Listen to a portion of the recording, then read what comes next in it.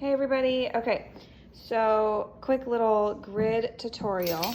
I went ahead and printed a picture of Elsie, and I didn't have the exact right size of paper, so I did the best with what I could, which is why there's scribbles on the outside because my paper was a little bit smaller. But I did the 1 by 1 on here, and then I did the 1.5 by 1.5 on here. And just some things that you should remember to do is label the A, B, C, D on the top, and then in the same square the A is, put the 1, and then start 2, 3, 4, 5, 6 all the way down on the side. That just helps you to find areas, like for instance, if you want to go to 2C, you can do, or like, I guess, like 8F, and know that you're going to be right on that shoulder, and just go 8F over here and find the right area. So that's helpful. And then something I did a ton of is when I had areas like this big square here with her eye, and I wanted to place it perfectly because even a little bit off with eyes, mouth, and nose is gonna make it look like a different person. So I measured that one in half and in half. Usually I eyeball it. If you don't feel like you're super accurate with eyeballing things, then make sure you measure it. But I did the same thing over here. I did that cross here, and that just helped me place things. So like this was like not quite halfway in this, and so I made sure that it wasn't quite halfway here, because you're enlarging things, so it's not, it's trickier because you have to enlarge it and place it correctly. So make sure you are doing that.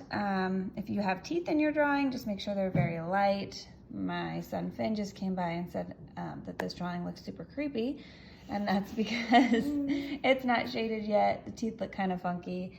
But I think as far as placement goes, I've got things almost right there.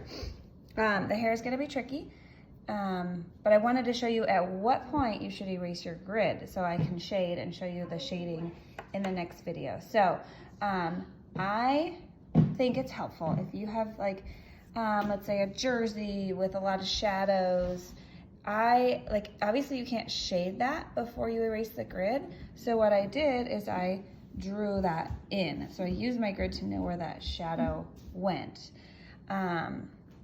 Same with the face, like there's all these marks here, so I just drew those in, and the marks here, I know that there's a very big shadow over here, so I drew that in. All these little funky weird shapes are where I'm gonna be putting shadows in.